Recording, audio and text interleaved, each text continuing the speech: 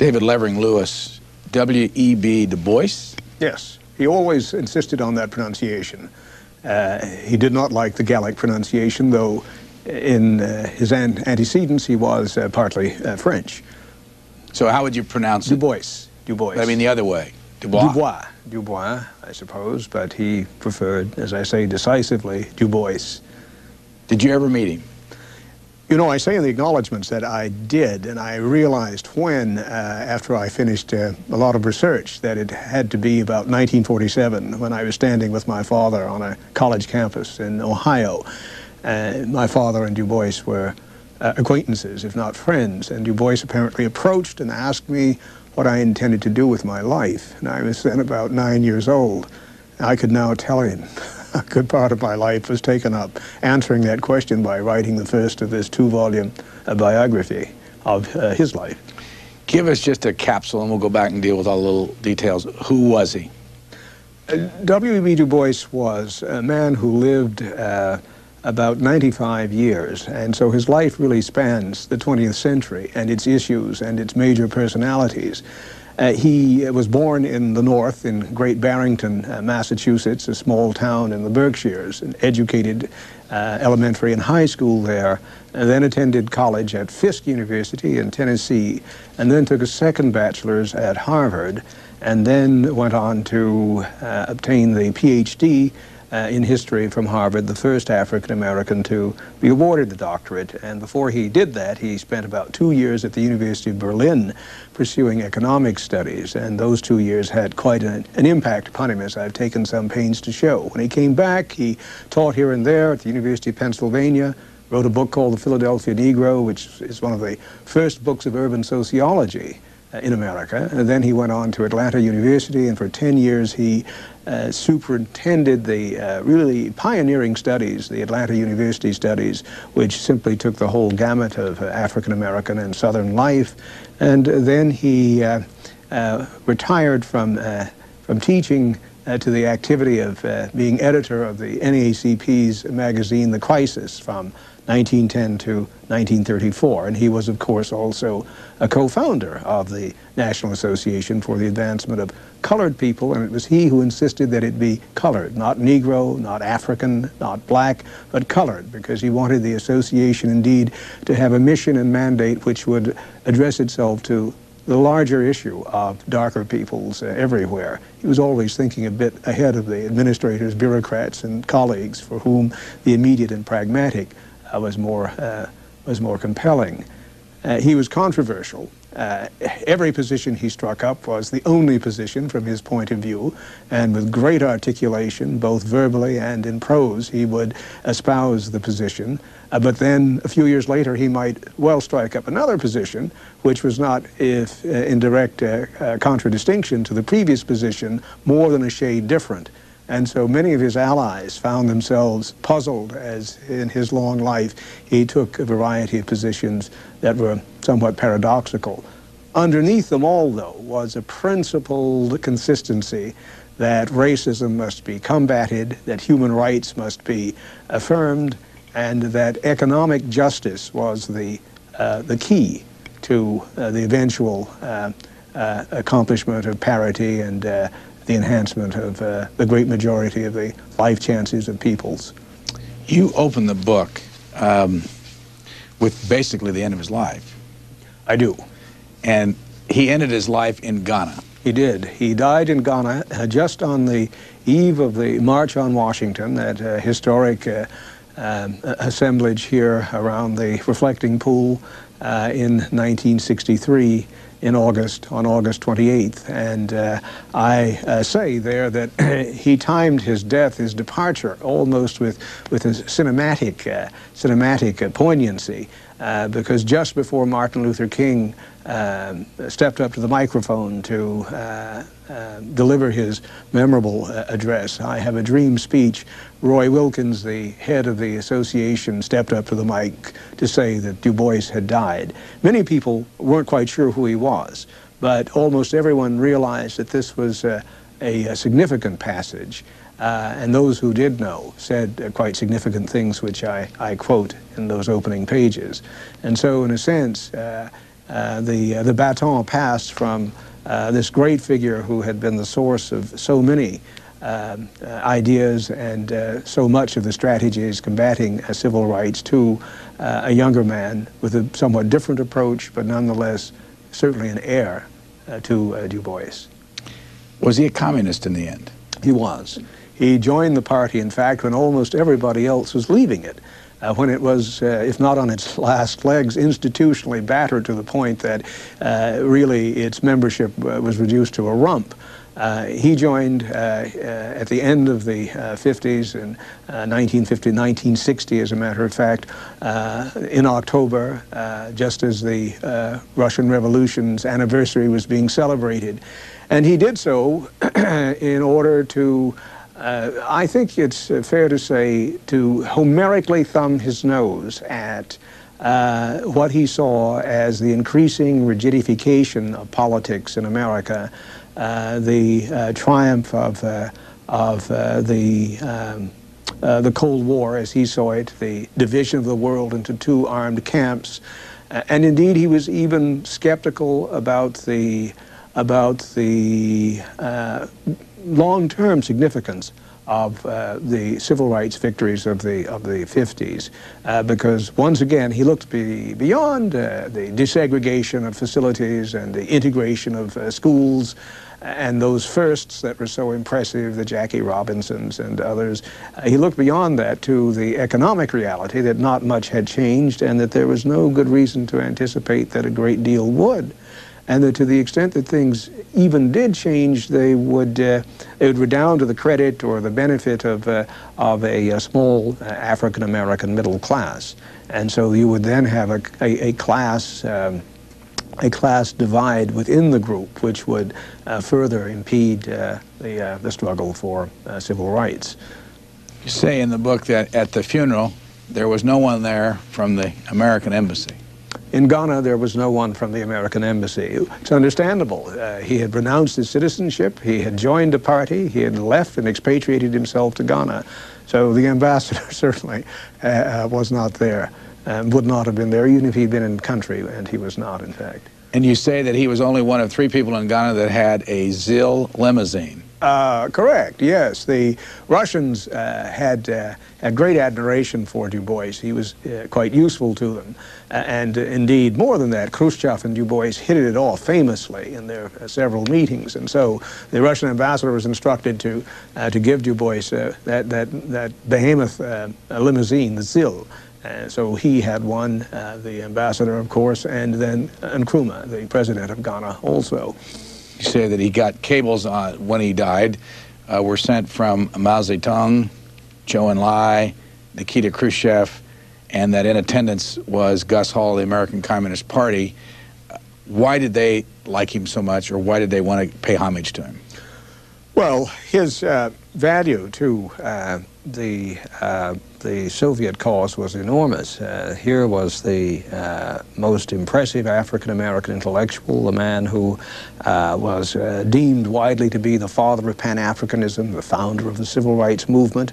And now in the 50s, his politics were such that, that the Soviet Union thought it appropriate to bestow upon him the Lenin Peace Prize. And then when his passport was restored, having been lifted from about 1951 to 58, that was the time when Paul Robeson's passport was restored. A whole raft of people were once again able to travel. He went to the Soviet Union and was treated like a head of state virtually, and then to China with the same sort of treatment. And so if the Soviet Union hoped to encourage people within the United States and elsewhere to look upon Marxism, communism, scientific socialism with increasing favor, then Du Bois was useful in that regard. What do you think his reaction would be if he were sitting with us today here 30 years later, after his death, 30 years after his death, to communism? Hard to say. I am a professional historian, and so I could perhaps say we don't predict, but it's hard not to. Tantalizing question, and really a fair question for a biographer. So, you know, with all things considered in terms of the fallacy of that supposition being valid, I think he would probably say it's too soon to write off the experiment. I think he would probably think that there's some sort of dialectic at play in history, so that 10 years, 20 years from now, socialism in one form or another will be recrudescent. That would be my guess. Where do you work on a day-to-day basis? I'm at Rutgers, the history department, New Brunswick. I'm there Tuesdays, Wednesdays, and Thursdays with students. I commute from Washington because for a year and a half I was on leave writing this fat book, and much of my family is here, and so rather than live in New Brunswick full-time, I've chosen to do a lot of traveling. How big is Rutgers? It's enormous. I think it's the third largest American university, which means 40,000 plus, I suppose. Why did you end up there? Well, in 1968 or thereabouts, the people of New Jersey created a chair named after Martin Luther King. And when that chair was vacated by its first holder, there was a search for a new occupant. And I was one of the people who was invited to submit his candidacy. I did, and the search committee looked with favor upon it, and so I have been there since 1985. I took the chair in the history department, and I've been quite pleased to be there with that affiliation. Where were you before '85? University of California, San Diego. What does it mean to have the Martin Luther King Jr. chair at Rutgers? Well, it does mean tenure. It's a lifetime appointment. It means a certain margin of maneuver when it comes to my time. I must carry the same load as my colleagues, but there are resources with that chair, and so when I am researching a book, it's a little easier for me to push it along because of the advantages of the chair. What does WEB stand for? William Edward Burghardt Du Bois. What did people call him? They called him, in the first years, his intimates called him Willie in Great Barrington, but by the time he reached Harvard, he was Will. And soon, it's interesting, I don't know precisely at what point in time that would have happened, but I've interviewed about 230-odd people who knew Du Bois, some of them as old as 102 and 3. Two women who were his teachers, whom he taught at Atlanta University. And I've interviewed people who knew him at the end of his life, and all of them refer to address him as Dr. Du Bois. He was an august figure, a regal figure in many ways, very formal. And so the title was always there, Dr. Du Bois. How tall was he? It's interesting you would ask that, because the impression was that he was a man of above average height, but he was quite short. He was about 5'6", which even for a male of his generation was about 2 inches under average, and he was also left-handed. And neither of those things is there ever a suggestion of in Du Bois's writings, and most people think of him, as I say, as being a man of some stature. Where was this picture taken? Right here? That picture would have been taken in the office of the Crisis, the magazine Du Bois edited for the NAACP, probably about 1915 or thereabouts. Is your father still alive? He is not, no. What year did he die? 1959. So he's been away for a long time. He has. The reason I asked that is if you could remember ever having a conversation with him about what this man was really like. In a sense, yes, because around the dinner table, Du Bois was very much a part of conversation. Not that it was a nightly business of Du Bois, but my mother had been one of his students at Atlanta University. My father knew him. They went to different schools. My dad had gone to Yale, and Du Bois went to Harvard, but they both were members of the same fraternity. And indeed, the last letter in the Aptheker, Herbert Aptheker's collection, 3 volumes of the correspondence of Du Bois, only a small percentage of them to be sure. The last letter in volume 3 is from my father to Du Bois.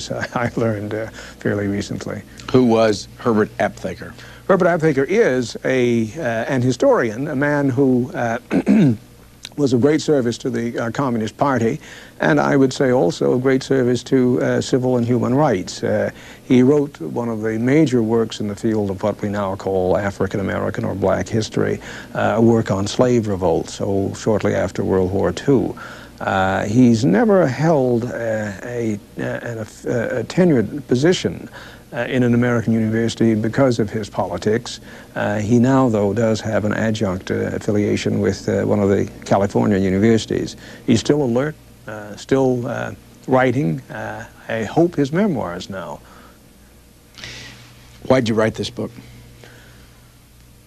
This is one of the, it was one of the major missing American biographies. This is a large life that impinges upon so many issues, and there was no biography.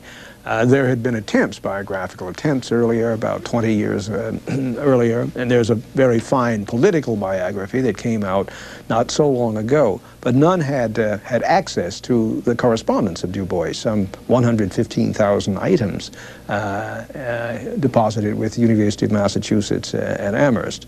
And so I was fortunate to have first access to them, so that meant it was simply a live option not to be sidestepped, the writing of the biography, because it could be done. Then, as I say, it was a significant biography. And then finally, I wanted to use the life not simply to address and retrieve the multifaceted personality of Du Bois, but to use it as a window onto much of the 20th century. Du Bois had said memorably in 1900 in England, addressing a conference, that the problem of the 20th century was the problem of the color line. And so I wanted to track that problem through his life on several continents in the first and second volumes. There's three pictures here. Well, first of all, I want to ask you about this one. How old was he when that picture was taken? I think that may have been taken when about 1903 or 1904. So he's in his 30s at that point. It's taken, by the way, by a photographer here in Washington, D.C., Addison Scurlock, and the Scurlock Photographic Studio is still extant. That photo had never been seen before because it was acquired by the National Portrait Gallery just 2 years ago. And as a commissioner of the National Portrait Gallery, when I was made aware of the acquisition of that, I dashed to use it in a proprietary way.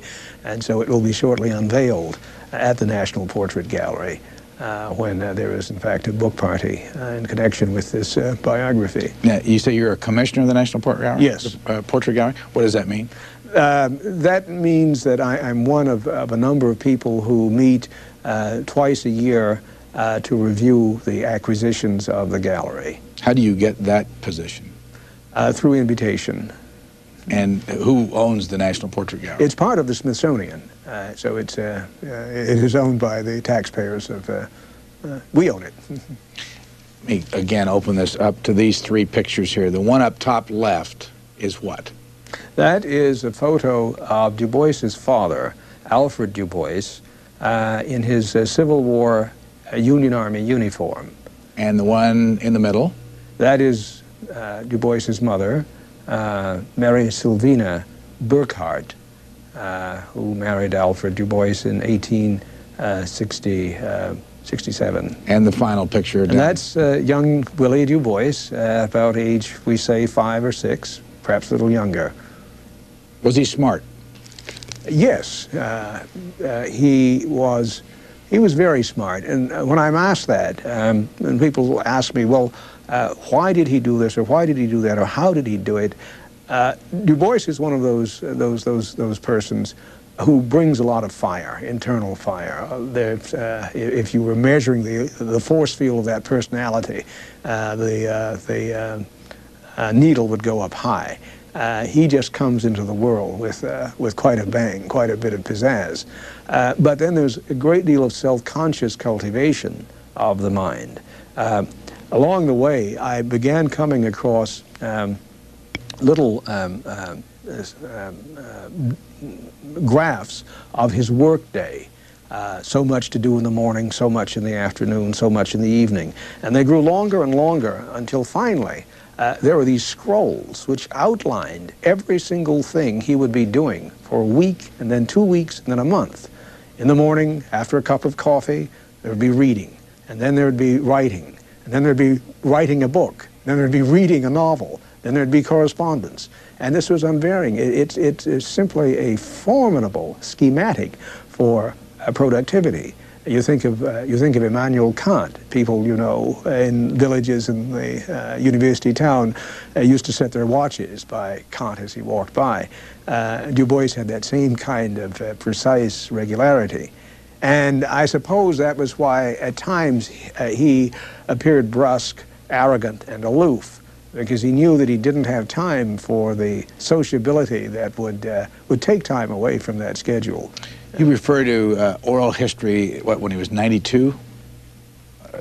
There was did he have some oral history at age 92? Yes, he was interviewed by the Columbia Oral History Project in about 91, 92. Mm-hmm. His age, 91, yes, 92, which right. was back in 61, 62. Mm-hmm. Yes. Did you hear any of that? Have you heard his voice? Yes, I have. Yes, I have. What's he sound like? A dry voice, very precise, with bad dentures, so a lot of whistling towards the end. Was it important when you heard the voice? Did you change your feel for the man? I thought the voice would have a little more rotundity to it, if I could use that term. It was a little drier than I thought. Did you ever see him make a speech on film? Or I have, yes, I have. And what did you see when you saw that? I mean, what kind of a feel did you have? A man in complete command of the data that was being discussed, moving quite systematically without a single word out of place from point A to B to C, with very few mannerisms and movements of his hand. And this is the impression taken away by people I interviewed, that Du Bois was almost like a machine, but not at a great clip, pacing as he discussed an issue and as the facts were presented and as the concept became firmer and firmer and larger. Must have been quite an experience. If you had a group of experts on civil rights or black history sitting around a table, where would they put this man in the hierarchy of importance of the history of either black leadership or civil rights? At the very top. Very top. At the very top, for one reason, because he's first. He has the advantage of being one of the first, if not the first. He founds, with a number of others, the NAACP. He articulates the ideas of Pan-Africanism, though there were others who had these ideas. What is Pan-Africanism? Pan-Africanism was the philosophy of the common destiny and purpose of people of African descent, who must begin to work across boundaries, across lines, in concert in order to throw off the shackles of imperialism, whether it was the naked variety of actual occupation on land, or whether it was the market manipulation of countries by more powerful northern and European polities and governments. Why did he feel that the black person hadn't done as well as he felt they should have when he was writing about this? What was the reason? The reason was probably best summed up in his turning point book, Black Reconstruction, which he wrote in 1935, or which was published in 1935. People in slavery, obviously, would have a performance level that would leave a great deal to be desired. That is by nature of the working of the institution. After emancipation, however, the consensus of American historians was that African Americans hadn't come up to snuff, that there had been an experiment called Reconstruction, and it had been a great mistake and extravagance in terms of corruption and stupidity. And that obtained, and it was Du Bois who was to go back to the sources and to show that, in fact, Reconstruction had been quite a different experiment, and that its failings had to do with the refusal of the federal power to follow through, on the one hand, and on the other, the decision to allow the white South to erect a system of supremacy, racial supremacy, and that in that situation where the civil rights of the African American and his economic rights were repressed and controlled by white Southerners largely, it was simply not in the cards that African Americans would achieve their full potential.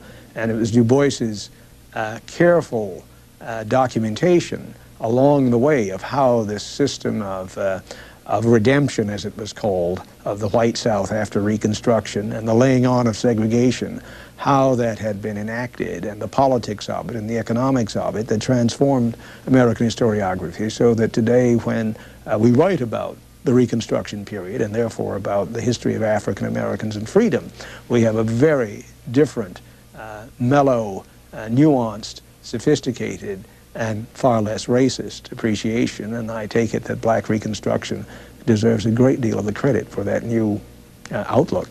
When was the Reconstruction period? From 1868 to 1876. And in your book, it's 1868 to 1919. Do you intend to write about the rest of his life at some point? I do. I've done the bulk of the research, and very shortly I will begin writing the second and final volume, bringing the story up to 1963.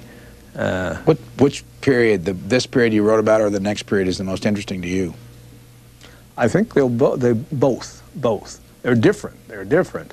This period entailed a lot of the thing that historians do at their peril, psychologizing of Du Bois. But I found that necessary because Du Bois had been so adroit and so seductive in his own autobiographical recreation of his early years and his early professional life.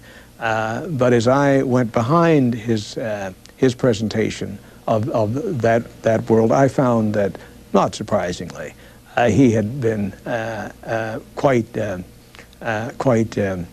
skilled at turning the facts in such a way that his life had a kind of purpose and grandeur from the beginning that pointed in the direction of leadership and mastery of scholarship. Well, I mean, there was a time when he was a kid, and when he was a very frail kid, and when he was a bit beleaguered, and when indeed his relations with his absent father weighed heavily upon him. And so I'd spent time finding that Du Bois and explaining the wellsprings of insecurities and then the compensatory ego that he developed on top of that. Well, so now that I've wound him up, I suppose you might say that Volume 2 is a sort of Duracell battery volume. He'll keep going, ticking over. I think that many of the readers will be more interested in Volume 2 because that gets us into the more recent past, and it will cover the terrain of the Red Scare and the post-war period and the failure of progressivism and the beginning of the Civil Rights Revolution. How many times did he marry? Twice. His first wife died in 1950, and he married Shirley Graham Du Bois, a woman he had known for many, many years. There she is. There is Nina, the first wife. Right here. He married her in 1865, and I'm sorry, in 1895, 96, and she died in 1950. Who was the child in the picture? The child was the son, Burkhart, handsome lad. He died just shy of age 2, and he died of diphtheria, and died without the benefit of medical attention. And that embittered Mrs. Du Bois. It not only embittered her, but it seems for a time to have unhinged her. And it was a factor in Du Bois's desperate desire to leave Atlanta. He was then teaching at Atlanta University, to leave Atlanta for the sake of his wife's convalescence. And he wrote a marvelous apostrophe to his son in the Souls of Black Folk, that wonderful collection of 18 essays which appeared in 1903 called Of the Passing of the Firstborn. And of course, it expressed not only his grief, but the grief of African American youth, restricted, confined, and kept down by a system of segregation. Did I remember you? His second wife was like 57 when he died, at 90-something?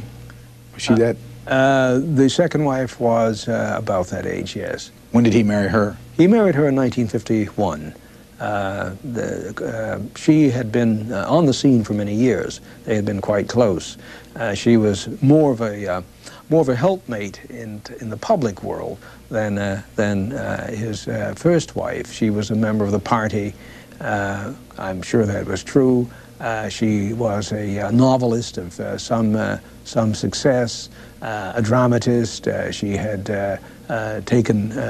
written music early on, so she was quite a gifted woman, and she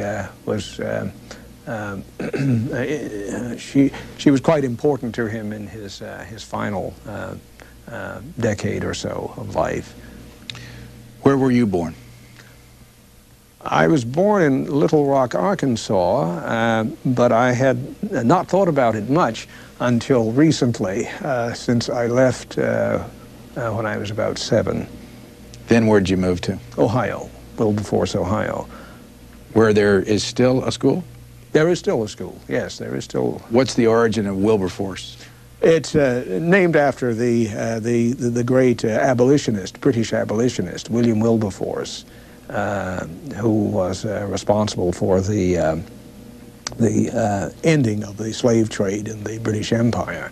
And so this small school was named after him in about 1850. It's the oldest African-American institution of higher learning, in fact, and continues, though at some point it divided, and there is another institution which once was a part of it, Central State University, and so they coexist there. How long did you live there?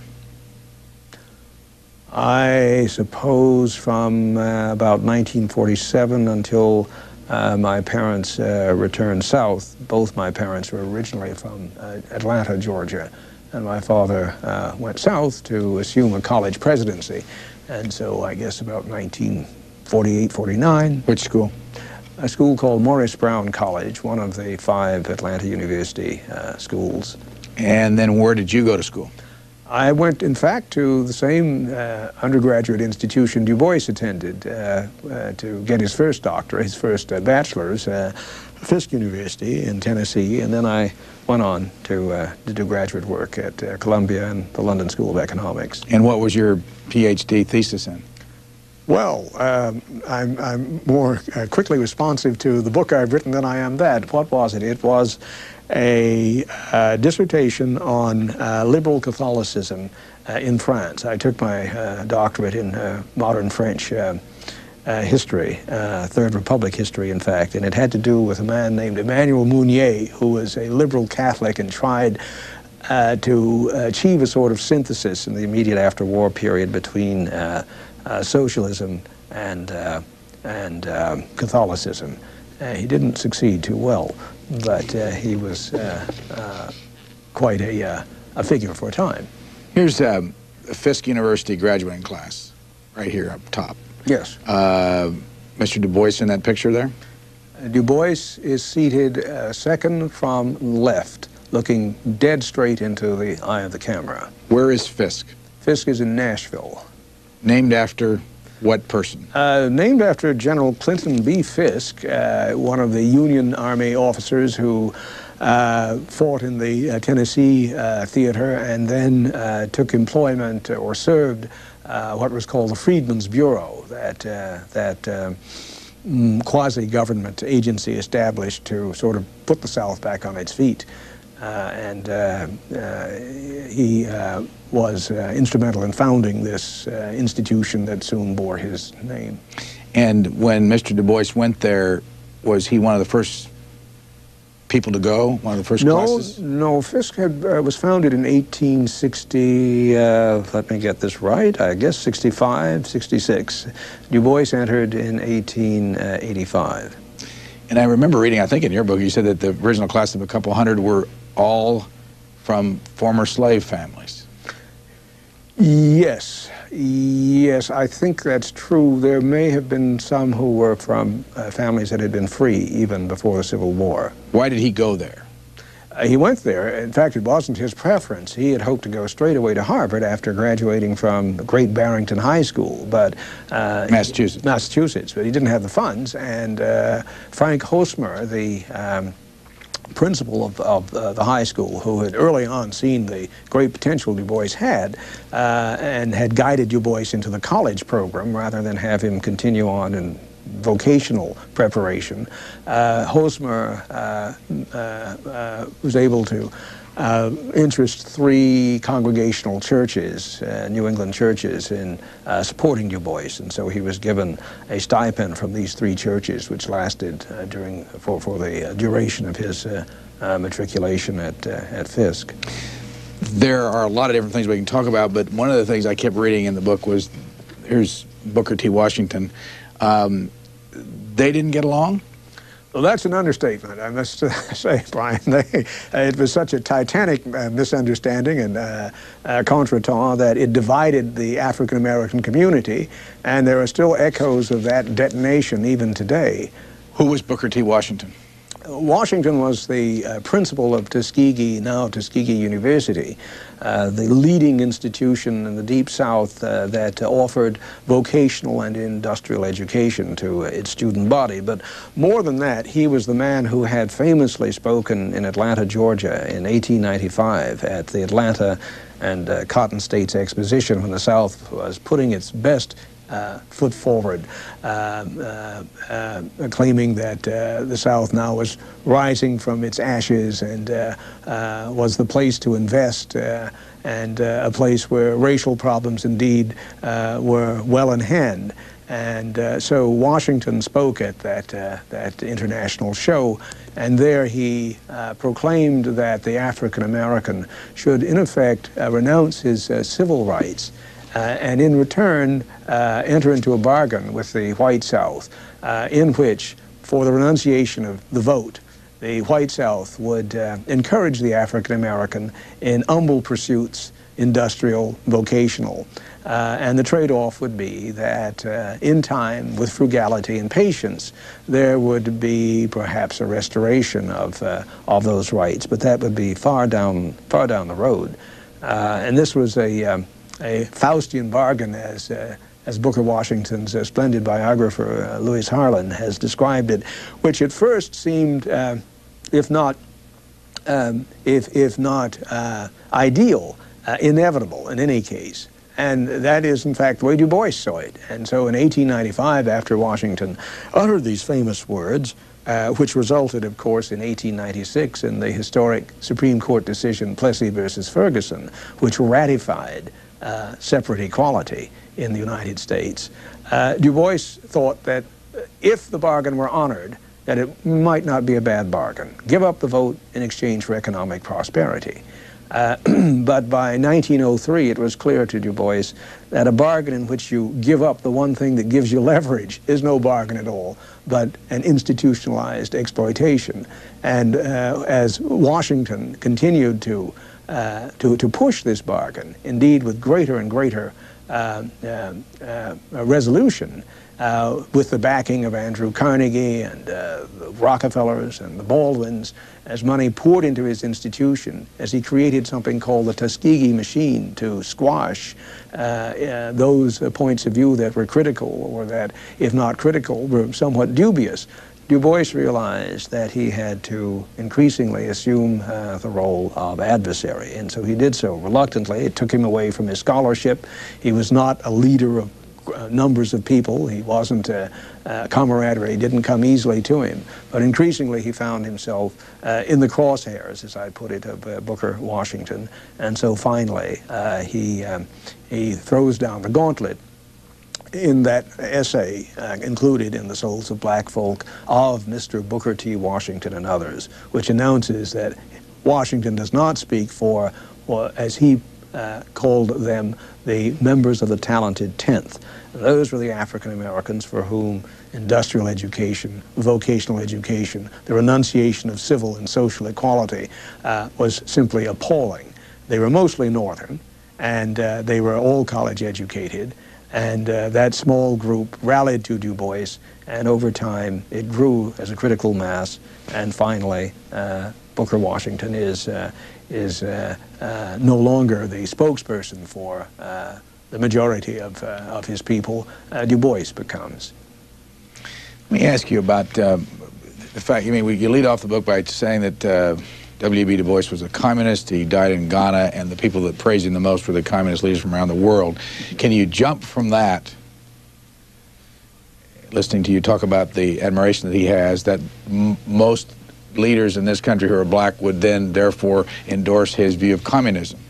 You cannot, and that's exactly another reason for writing this biography. There were many people who had no knowledge, or have no knowledge of Du Bois, because he became a virtual unperson as a result of his political decisions in the last decade of his life. So much so that even people who had grown up as part of that talented 10th group that admired Du Bois wanted to distance themselves from him. They felt genuinely that he was making mistakes, that communism was not only not the way, but that even if it had some redeeming features, it was too deadly a philosophy during the 1950s for African Americans to espouse openly. And so, for reasons of strategy and conviction, virtually everyone who had any profile and significance within Afro-America distanced himself from Du Bois. He was tried in 1951 here in Washington as an agent, a foreign agent, which was of course ludicrous.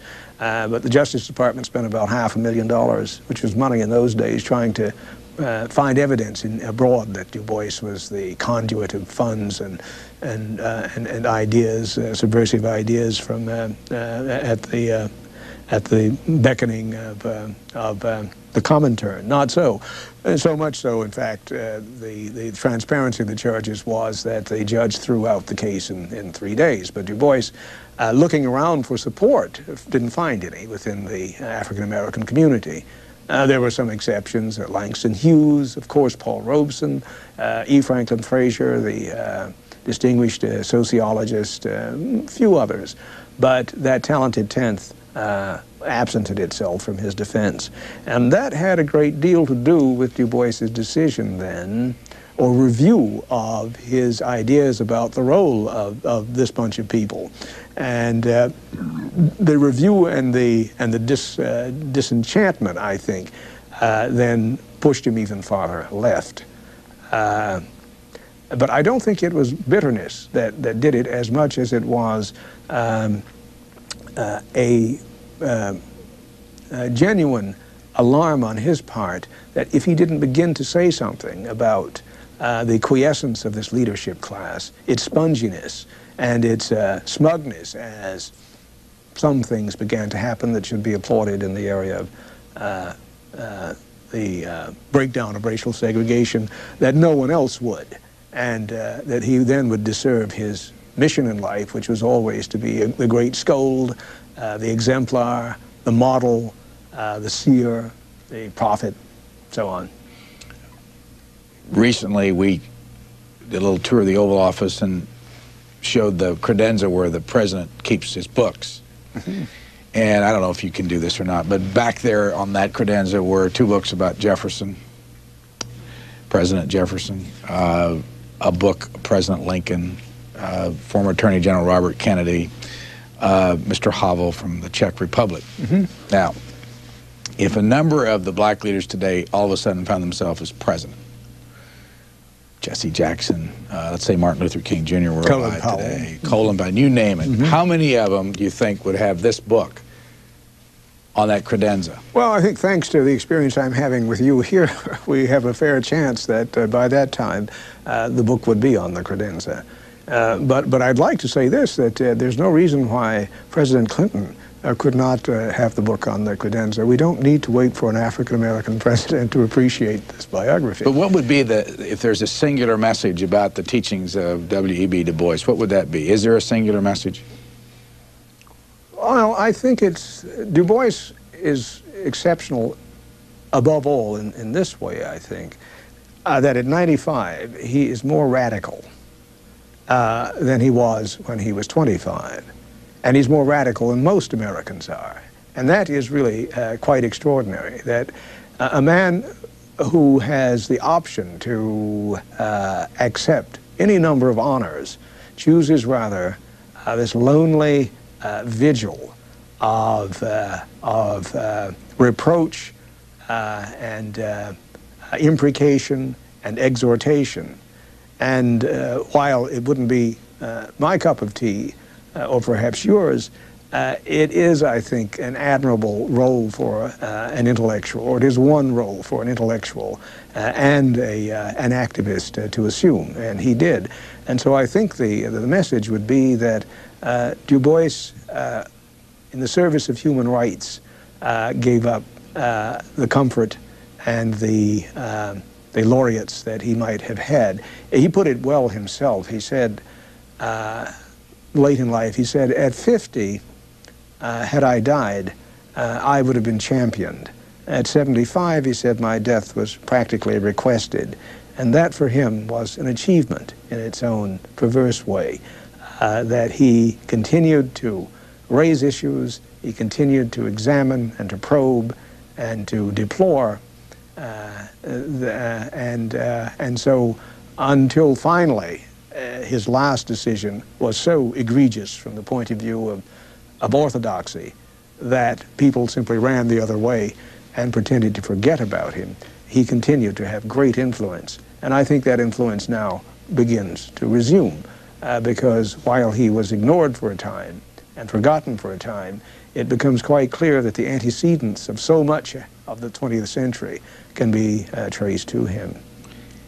The NAACP, the National Association for the Advancement of Colored People, was founded when?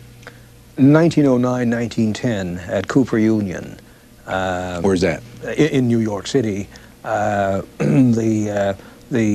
historic forum for founding movements, labor unions, and that sort of thing. And what role did he play in that, and who was there with him at the time?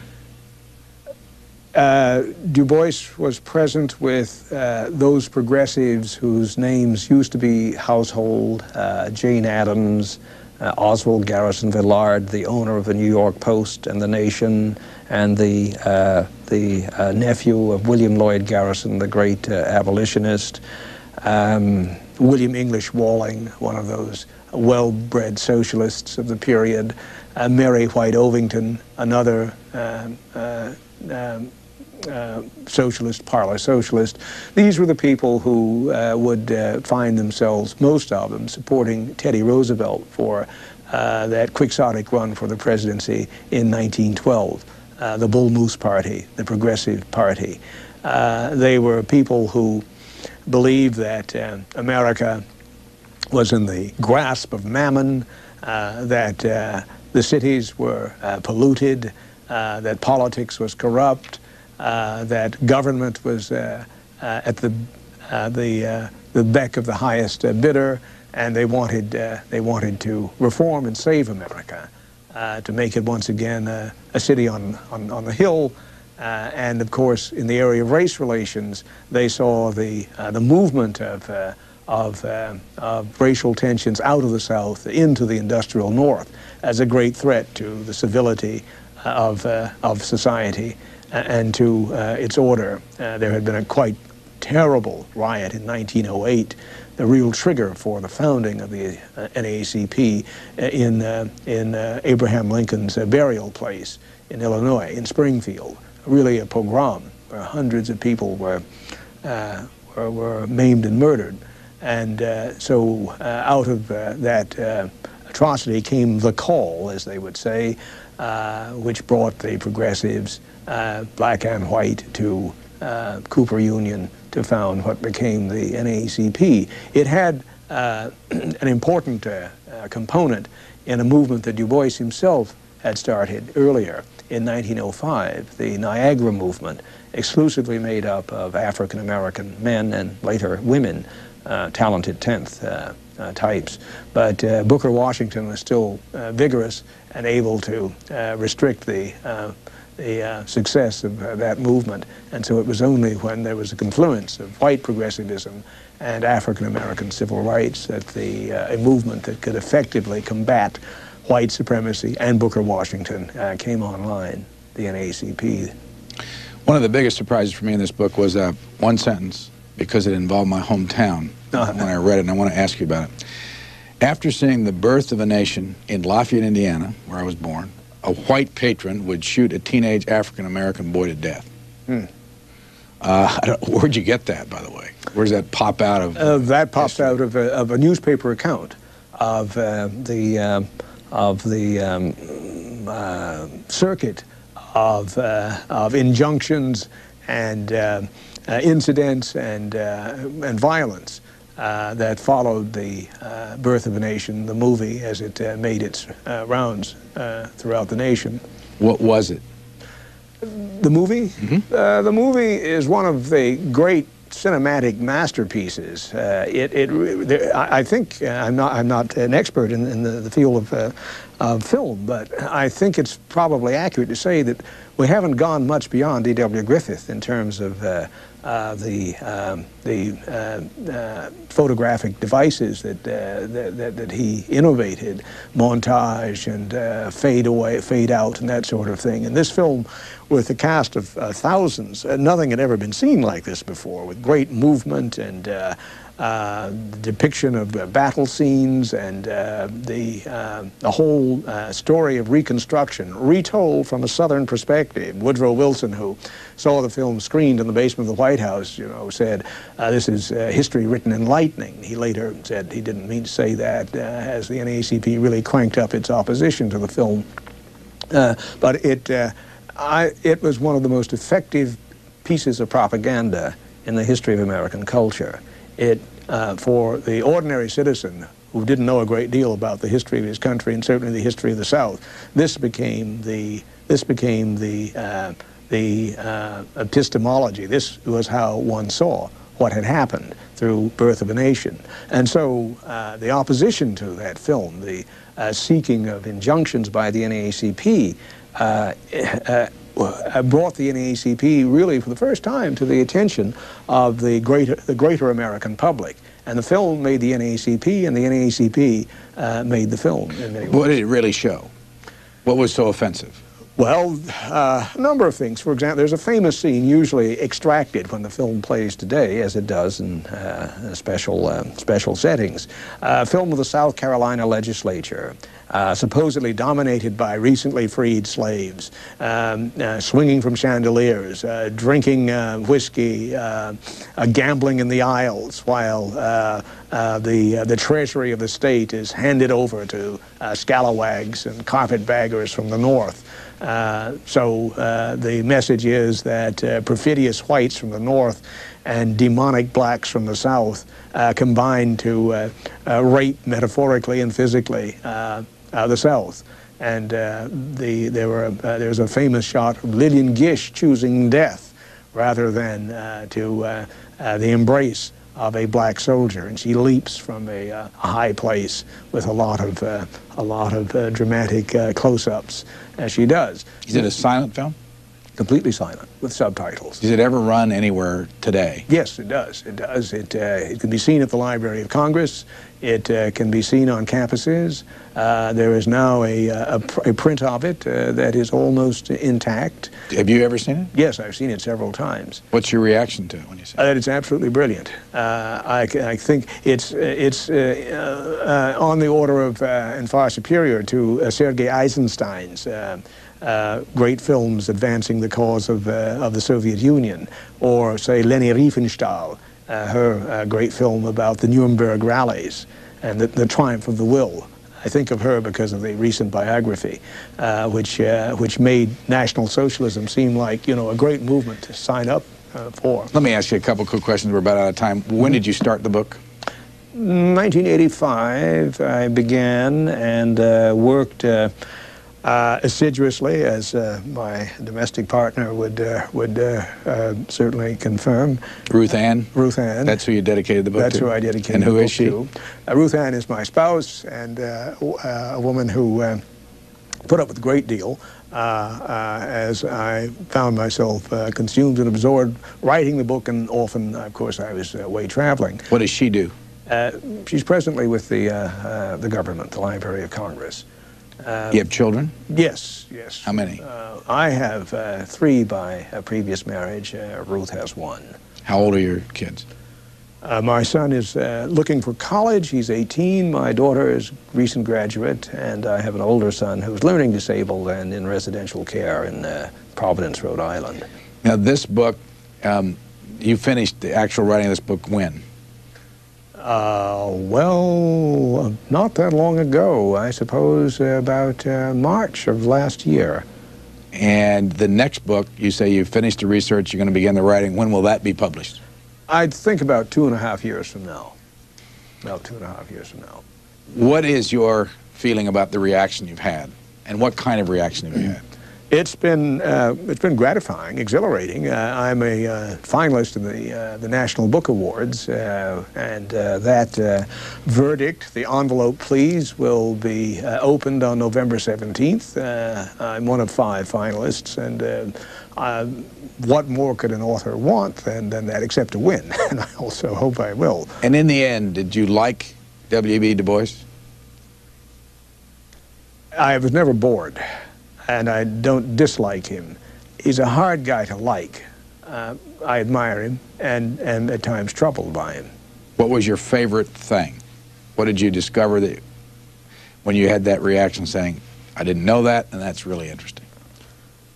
Oh, there's so many. It's hard to say. I found it amusing that he would agree to have a cigar named after him.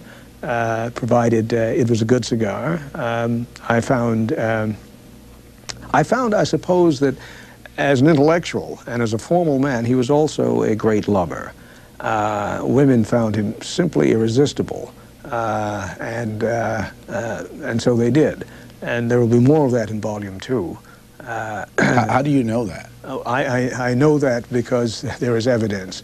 He wrote to the women who were romantically interested in him in a way that would not disclose much. He was writing for history. He did everything for history. But the women often wrote to him with a different point of view, and there is evidence of those affiliations and affections. Just one last question. Where does the Levering come from in your middle name? Oh, it's an old family name. Every male for several generations in my family has borne the name Levering. And this is what the book looks like. It's the biography, first of 2 editions, W.E.B. Du Bois, 1868 to 1919. Our guest is David Levering Lewis. We thank you very much for joining us. It's been a pleasure. Thank you for having me.